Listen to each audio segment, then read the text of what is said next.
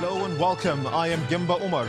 Tonight, Nigerian troops rescue 84 hostages from Boko Haram captivity as they intensify the clearance operations in the northeast. As fuel queues return to the nation's capital, Abuja, NNPC asks residents to avoid panic buying, says planned strike by petroleum tanker drivers will not take place. The federal government seeks support of Nigerians for President Muhammadu Buhari's leadership of the African Union's anti-corruption campaign. And pressure on President Jacob Zuma to step down intensifies as the senior South African ruling party official backs move. And on business news tonight, FSDH research sees Nigeria's January inflation rate lower at 15.04%, ahead of official release by the National Bureau of Statistics. And on sports news tonight, Nigeria's Super Eagles remain optimistic of victory in the final of the African Nations Championship despite massive home support in favor of Morocco.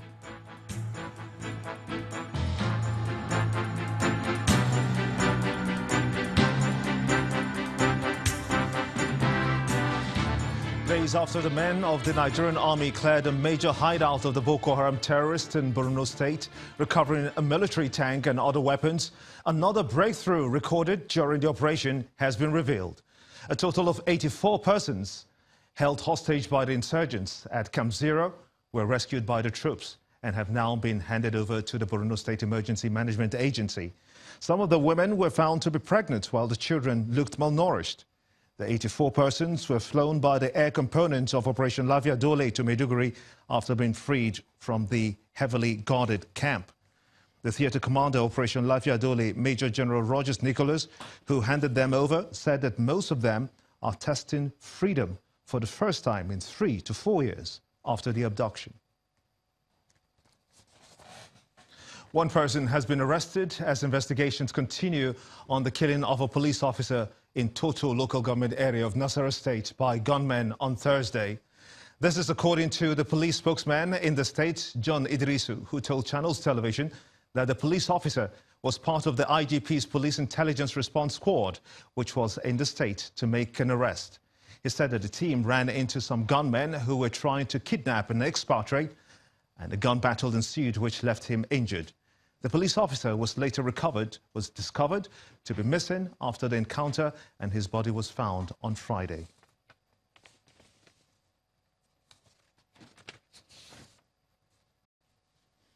The federal government says that it has identified the problems surrounding the herdsmen farmers crisis in the country, and it is making strategic moves to a lasting solution.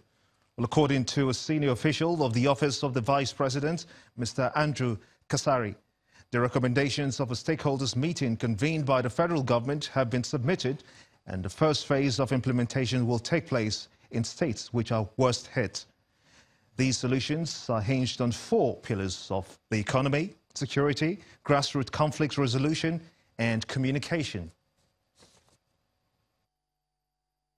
We cannot waste any more time. So we are now at the phase of implementation.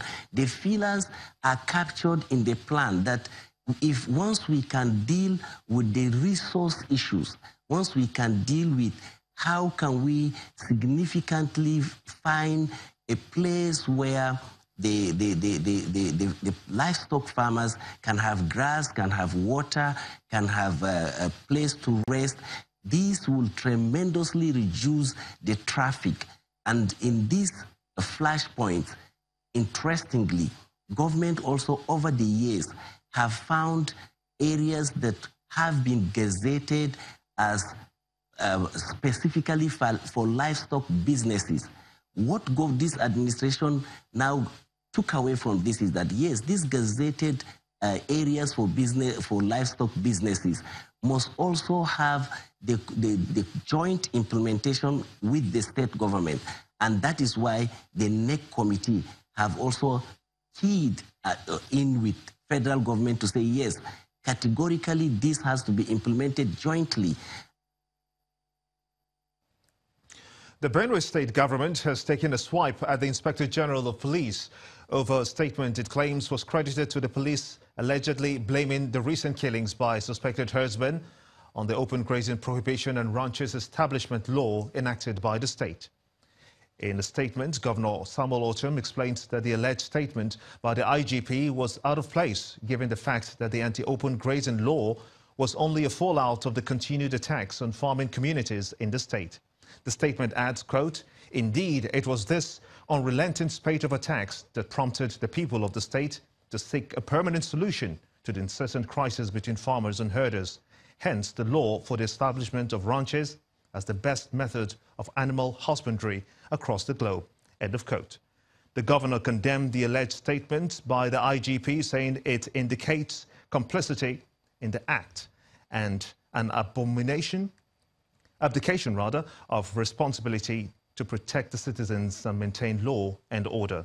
The IGP yesterday appeared before the Senate committee to testify on the process made in the efforts to end the crisis between herders and farmers in BENUE State. The hearing was, however, held behind closed doors. Residents of BENUE Estate in Ojodu area of Lagos State did not have a good night after all, following the Friday night outbreak, fire outbreak that is, that gutted an entire duplex. Channels Television has been following this story, but here's the full detail of that particular incident. Ojodu remains quiet. Obviously, many are resting after battling with the fire through the night of Friday into the early hours of Saturday. The center of attraction is a duplex turned into a warehouse on plot 6A. A pile of rubble is what is left of the building, completely razed by fire. A tenant in the next compound, whose apartment is slightly affected, had just arrived from work when the fire was building up. There was no light, so we're running on gen. I figured it was a cable or something, but the smoke was stronger than, if a cable was burning.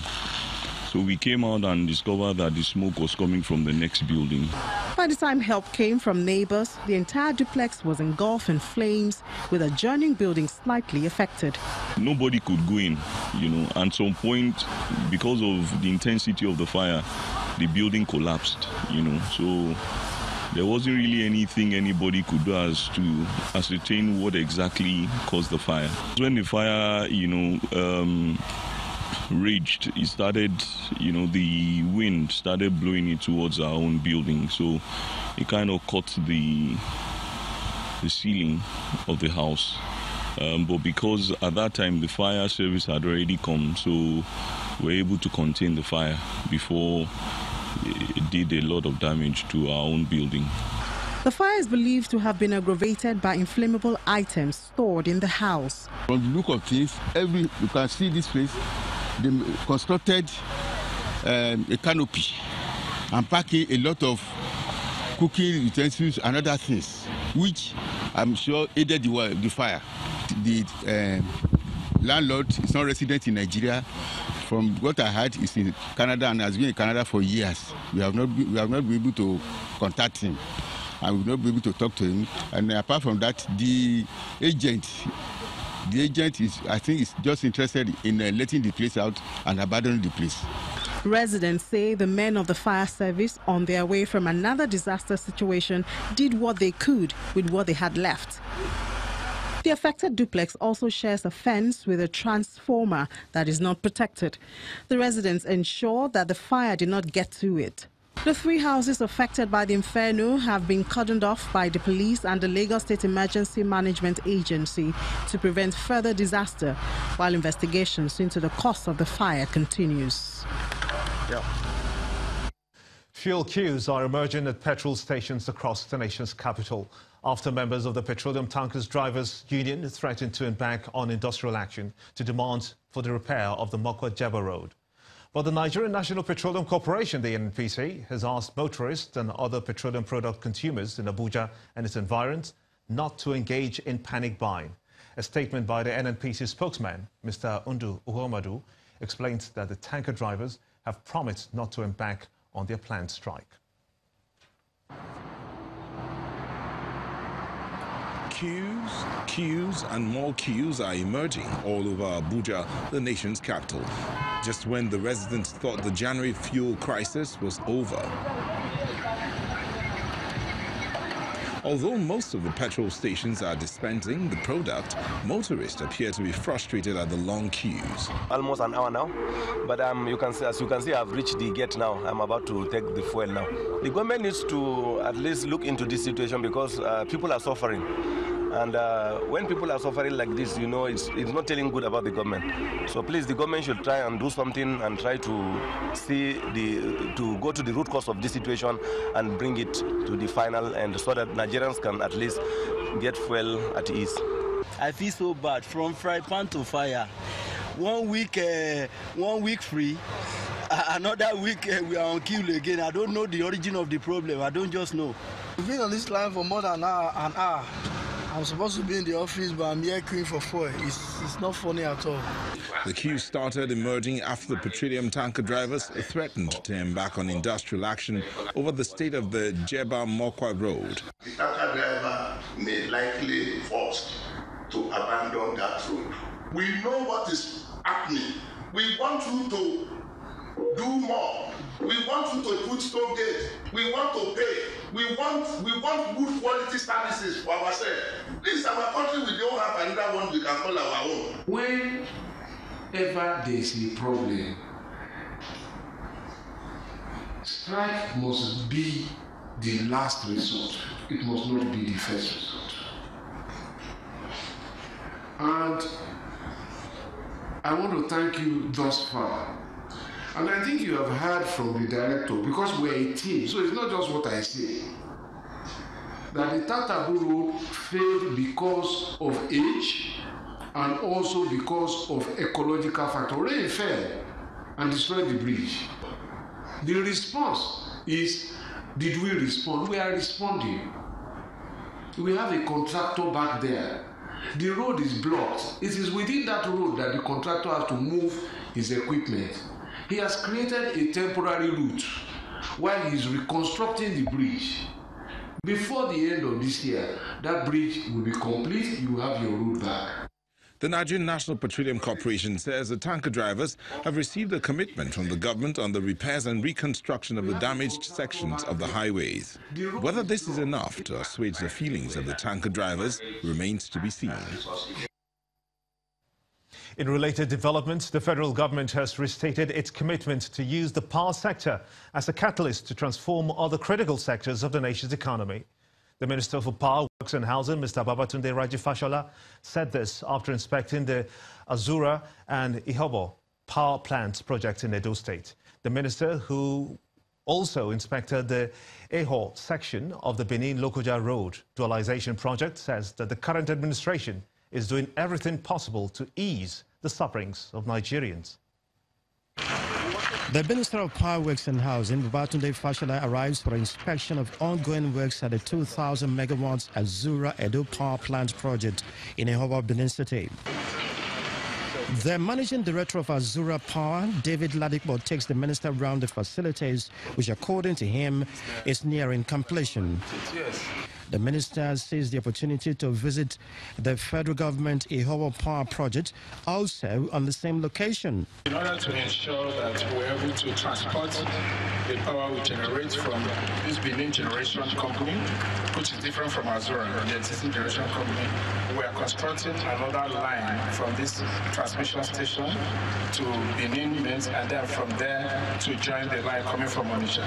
Hopefully the president will be here sometime when this project is finished this year to come and officially commission the project and add it to the stock of power. It's already generating some power. It was not finished yet.